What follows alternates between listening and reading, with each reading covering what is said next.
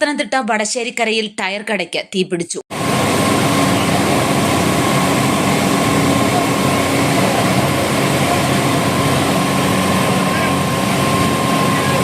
പത്തനംതിട്ടയിൽ നിന്നും 3 യൂണിറ്റും റാന്നി സീതത്തോട് തിരുവല്ല എന്നിവിടങ്ങളിൽ നിന്നും 1 യൂണിറ്റ് വീതവും അഗ്നിരക്ഷാസേന സ്ഥലത്തെത്തി ഏറെ പരിശ്രമിച്ച് തീ പൂർണ്ണമായും നിയന്ത്രണ വിധേയമാക്കി.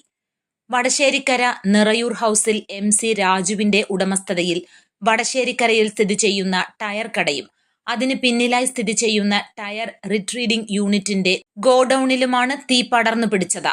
റിട്രീഡിംഗ് യൂണിറ്റിൽ പിടിച്ച തീ കടയുടെ മുൻഭാഗത്തേക്ക് പടരുകയായിരുന്നു എന്നാണ് അറിയാൻ കഴിഞ്ഞത്.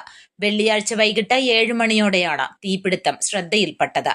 ടയർ കടയോട് ചേർന്ന് പെട്രോൾ പമ്പും മലഞ്ചരക്ക് വ്യാപാര സ്ഥാപനവും ഉണ്ടായിരുന്നത് പരിഭ്രാന്തി പരത്തിയെങ്കിലും അഗ്നിരക്ഷാസേനയുടെ സമയോചിതമായ ഇടപെടലിലൂടെ നിയന്ത്രണ വിധേയമാക്കുകയായിരുന്നു. 1.5 മണിക്കൂർ നീണ്ട കഠിന പ്രയത്നത്തിന് ഒടുവിലാണ് പത്തനംതിട്ട ജില്ലയിലെ വിവിധ ഫയർ സ്റ്റേഷനുകളിൽ നിന്നായി എത്തിയ 6 യൂണിറ്റുകൾ ചേർന്ന് തീ അണച്ചത്.